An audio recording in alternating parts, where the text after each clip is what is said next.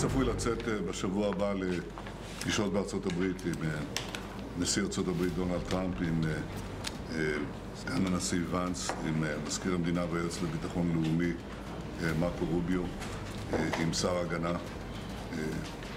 פיט הקסט, עם נציג הנשיא למזרח התיכון סטיב ויטקוף, עם שר המסחר. יש לנו כמה דברים, כן, לוטניק, אבל יש לנו כמה דברים לסגור לפני כן כדי להגיע להסכם הסחר בנוסף לדברים אחרים. פגישות עם ראשי הקונגרס והסנאט ופגישות ביטחוניות שאני לא אפרט כאן. הדברים האלה באים בהמשך לניצחון הגדול שהשגנו במבצע עם כלבי, וניצול הצלחה הוא חלק לא פחות חשוב מהשגת ההצלחה.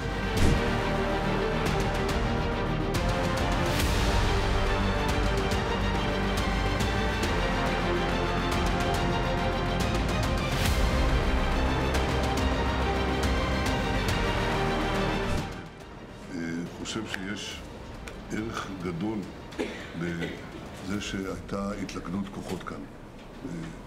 והתלכדות הכוחות באה לידי ביטוי גם בעם, אבל גם בממשלה וגם בכנסת. ואני חייב להגיד גם מילה טובה לאופוזיציה, שבזמן האתגר הגדול התייצבו כמעט כולם, כולם. הדבר הזה חשוב, ואני מקווה שהוא ישמש גם מצפן להמשך.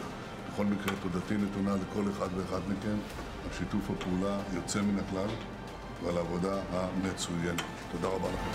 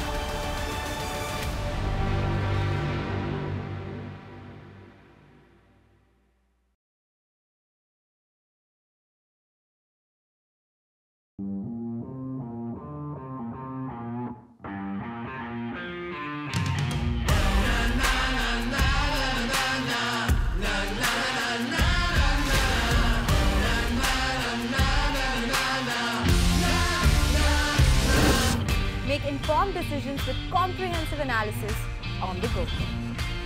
Strengthen your portfolio with real-time market updates on the go. Create effective strategies with insightful expert opinions on the go. Grow on the go with CNBC TV18, now streaming live 24/7 on YouTube. Hey, thank you for watching this on CNBC TV18. Hope you liked it. For more such interesting news and updates, follow CNBC TV18 on all the social media platforms.